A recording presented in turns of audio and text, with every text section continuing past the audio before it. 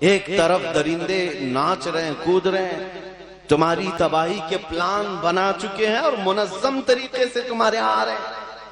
وہ بھیڑیے جو تمہارے ساتھ کبھی بات کرنے کی اوقات نہیں رکھتے، لیکن آج وہ تمہاری جینوسائیڈ، نسل کشی کے منصوبے بنا رہے ہیں۔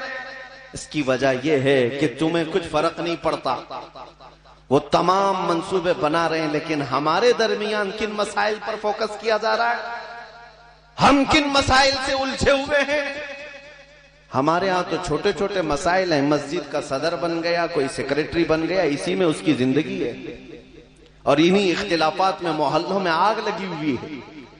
ایک بات یاد رکھو میرے عزیزوں، ان چھوٹے مسائل پر جتنے علماء بھی الجھے ہوئے ہیں، میں کسی کو خاص طور پر نشانہ تنقید نہیں بنا رہا، لیکن یہ میں ضرور کہتا ہوں کہ مسائل آپ ہی اصلاح کریں گے، علماء ہی اصلاح کریں گے۔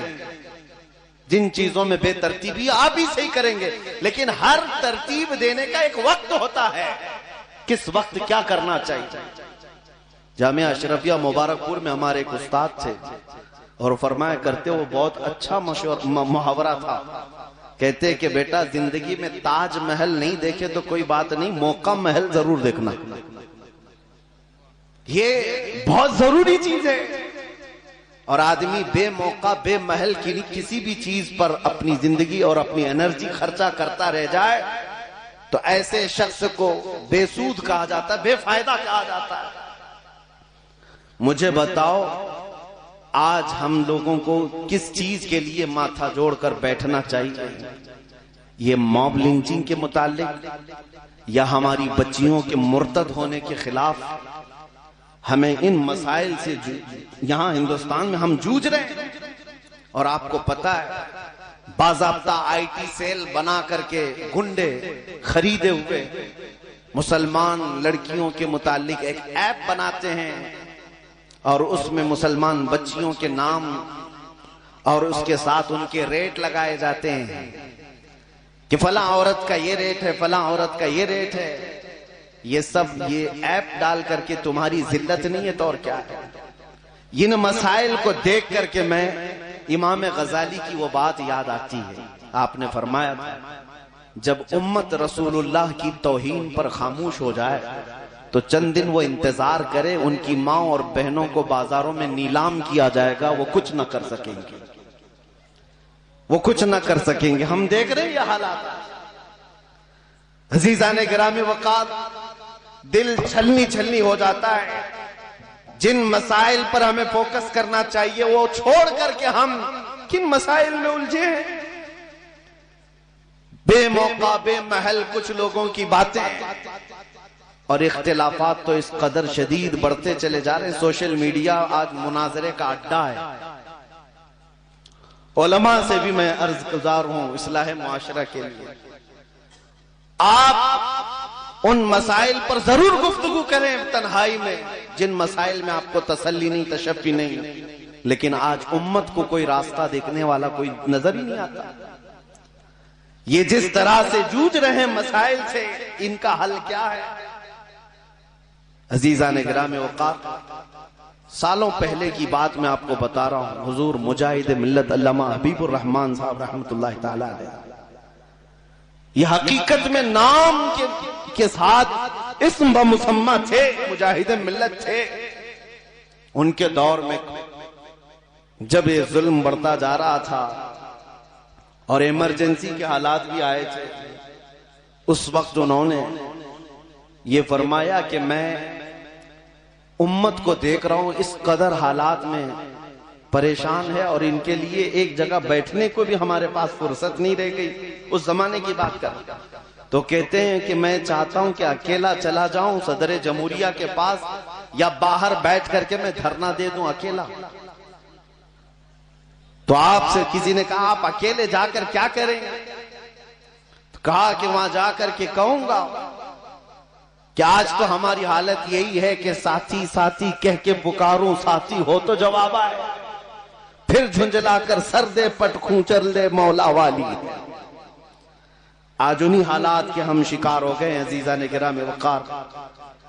میں آپ کو جھنجھوڑتے ہوئے اس بات کا سوال کرتا ہوں، تم اس رسول پاک کی امت ہو جس رسول پاک کی امت کے لیے قرآن کہتا ہے کنتم خیر امت اخرجت للناس، تم انسانوں میں سب سے بہترین امت ہو، سب سے بہترین امت ہو۔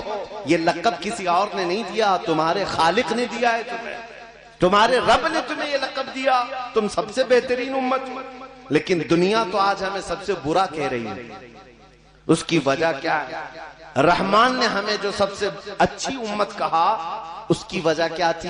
تأمرون بالمعروف، تم لوگوں کو اچھائی کی بات کرتے ہو، وتنہون عن المنکر، برائیاں دیکھتے ہو تو روک دیتے ہو، وتؤمنون باللہ، اور اللہ پر غیب سے ایمان لاتے ہو، بنا دیکھے اللہ پر ایمان لاتے ہو۔ یہ تین عادتیں تمہارے اندر ہیں، اس لیے تم سب سے بہترین امت ہو۔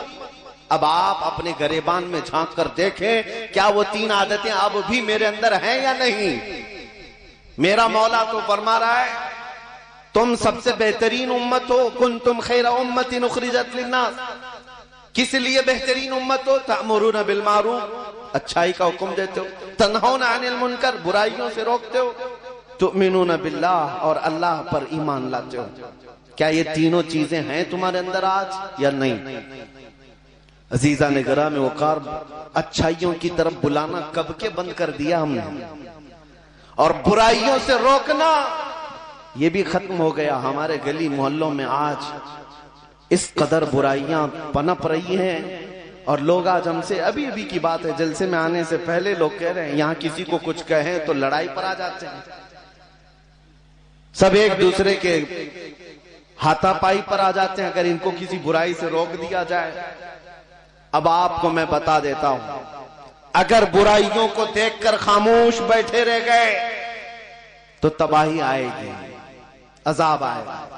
جبرائیل امین علیہ السلام حضور کی بارگاہ میں حاضر ہوئے، رسول کریم صلی اللہ علیہ وسلم کی بارگاہ میں عرض کیا، یا رسول اللہ، ایک بستی ایسی تھی جس پر اللہ نے عذاب نازل کیا، اور عذاب کا حکم جب دیا رب تعالیٰ نے کہ اے جبرائیل اس بستی کو اٹھاؤ اوپر اور نیچے کی طرف پلٹ دو۔ جبرائیل امین کہتے ہیں میں نے اللہ کی بارگاہ میں عرض کیا، اے مولا اس پوری بستی میں تیرا ایک نیک بندہ بھی ہے، اس نے کوئی گناہ نہیں کیا، وہ ہمہ وقت تیری عبادت میں رہتا ہے۔ ہیں بستی والے بہت گنہگار، سب برائیوں میں مبتلا ہیں، لیکن وہ نیک بندہ بھی تو ہے اس بستی میں، اس کا کیا کریں؟ رب تعالیٰ کا حکم ہوا ہے جبرائیل اس کو بھی اسی عذاب میں گرفتار کرو۔ ہے نیک بندہ، عبادت گزار، لیکن جب بستی پر عذاب آ رہا ہے تو وہ بھی اس عذاب میں ہوگا۔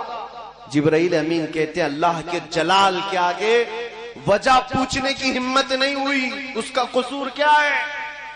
لیکن اللہ کا حکم تھا، عذاب آیا، بستی تہس نہس ہو گئی، ختم ہو گئی، اس کا نشان بھی ختم کر دیا گیا۔ سالہ سال بیت گئے تو جبرائیل امین عرض کرتے ہیں میں نے رب العالمین سے عرض کیا، مولا اس ایک بندے کا کیا جرم تھا؟ وہ تو تیرا نیکوکار بندہ تھا، وہ تو تیرا عبادت گزار بندہ تھا، وہ اگرچہ برے لوگوں کی بستی میں رہتا تھا، اس کا کیا قصور ہے؟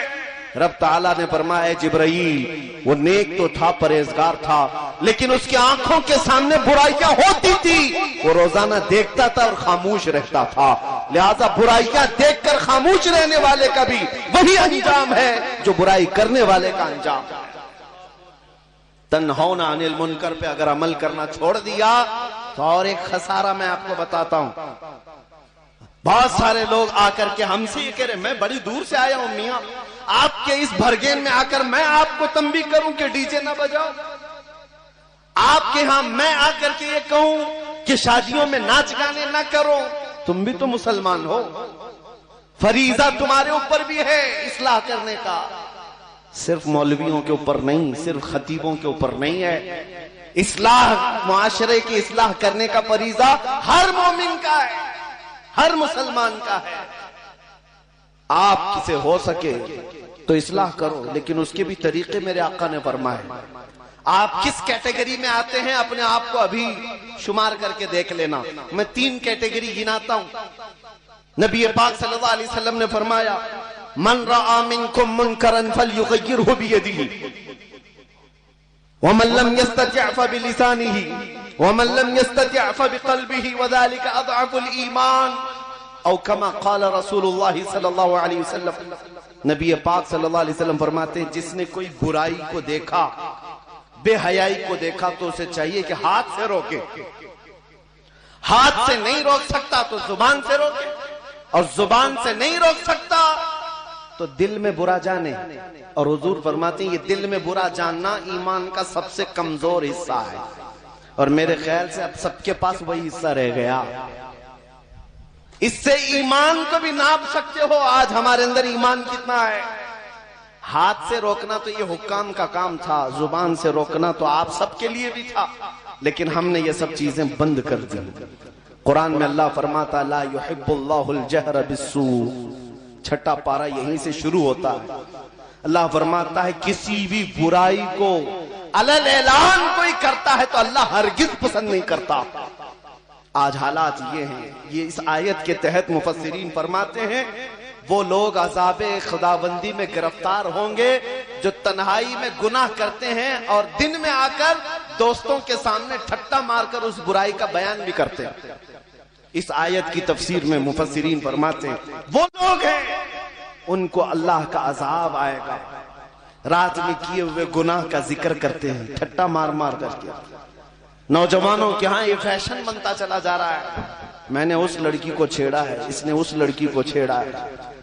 اس بے حیائی کا ذکر تم چار لوگوں میں کرتے ہو، ایک تو گناہ کیا، اس کے بعد پھر اظہار گناہ کیا، اور اس پر اللہ تبارک و تعالیٰ کا غضب ہے، اللہ کا غضب ہے۔ عزیزان گرام وقار، اس امت کا اگر یہ فریضہ ختم ہو گیا تو پھر اس امت کا جو حسن تھا خیر امت کہلانے کا وہ بھی ختم ہو جائے گا۔ خیر امت کا لقب آپ کو جو دیا گیا